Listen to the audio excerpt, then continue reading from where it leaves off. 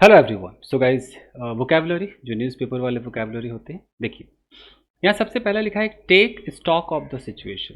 Take stock of, बहुत अच्छा, ये अखबारों में यूज़ होता है। मान लीजिए यहाँ पर कोई घटना घट गई है। जस्ट मिनट, कलर चेंज करें। जैसे यहाँ पर कोई घटना घट गई है, यहाँ पर कोई एक्सीडेंट हो गया है। अब यहाँ पुलिस वाले आए। अब कहते हैं ना कि पुलिस वालों ने इस मामले का जायज़ा लिया। तो take stock of the situation का मतलब है टू पॉज एंड असेस और इवेल्युएट अ सिचुएशन। आप उस पर थोड़ा सोचिए, विचारिए, थोड़ा देखिए क्या हुआ क्या नहीं हुआ carefully before deciding what to do next.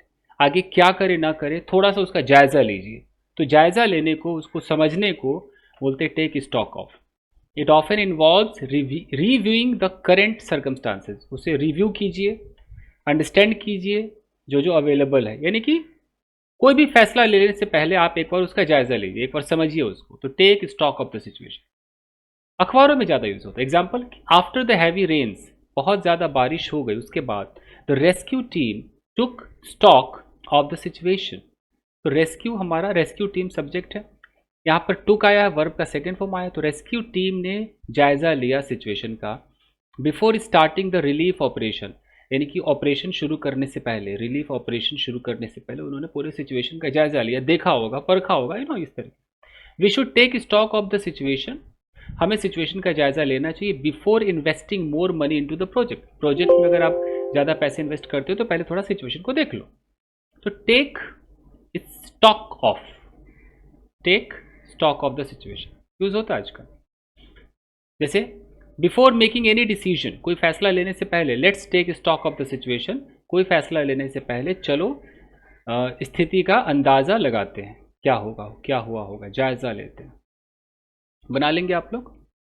जैसे after the accident the team gather to take stock of the situation. Accident के बाद टीम आ गई, उन्होंने जायज़ा लिया। चलिए आगे देखिए। अगला जो वर्ड है इसे बोलते हैं यूनानिमसली। बहुत यूज होता है यूनानिमसली का यूज, मतलब क्या होता है एक बार देख लेते हैं। देखिए,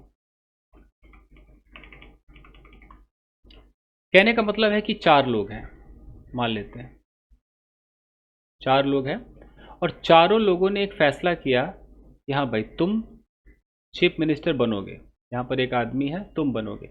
मेरा भी फैसला, मेरा भी फैसला, मेरा भी फैसला, मेरा भी फैसला। तो सबका एक मिला जुला फैसला है, तो यूनानिमसली है वो।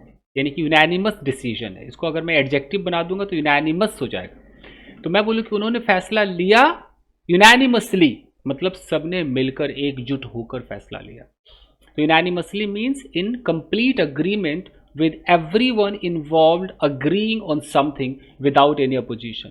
सारे लोग इन्वॉल्व होकर अग्री हुए किसी चीज पर बिना किसी अपोजिशन के। It is often used in the context of decision और वोट्स, या तो आपने कोई फैसला लिया है या वोट दिया है, where all parties are in favour of the same outcome. जो हमारा आउटकम आएगा, जो नतीजा आएगा, उसी के फेवर में सारे लोग हैं। ओके, सबने मिलकर मुझे वोट दिया है, तो I got unanimous votes. They have cast their votes unanimously, एकजुट होकर के, टू द सेम पर्सन, एक व्यक्ति को। देखिए, द बोर्ड वोटेड, बोर्ड ने वोट किया यूनानिमसली, सब मिलकर एक मत होकर वोट किया, to approve the new project, नए प्रोजेक्ट को अप्रूव करने के लिए। द टीम यूनानिमसली अग्रीड, एकजुट होकर अग्री हो गई, टू सपोर्ट द प्रपोजल, जो भी प्रपोजल था, प्रस्ताव था, उसको सपोर्ट करने के लिए। द बोर्ड वोटेड यूनानिमसली हो ही गया हमारा। और देखिए, the decision was made unanimously, फैसला लिया गया एकजुट होकर, by all members. The new law was passed unanimously, इसको पास किया गया unanimously in the parliament. We decided unanimously to go to watch a movie, हमने एकजुट होकर फैसला लिया। क्लियर है? चलिए, लास्ट है हमारा पेव द वे। आजकल पेव द वे बहुत फेमस हुआ है, यूज होता है। कैसे यूज होता है देख लेते हैं। देखिए, मान लीजिए कि यहाँ देखिए, pave the way is an idiomatic expression that means to make something easier or possible by removing obstacles और creating conditions for it to happen. मैं आपको समझाता हूँ। मान लीजिए कि आपको इंग्लिश में फ्लुएंट होना है, ये इंग्लिश है, इसके अंदर आपको फ्लुएंट होना है, ये आपका एक टारगेट है। आप यहाँ पर हो, ओके।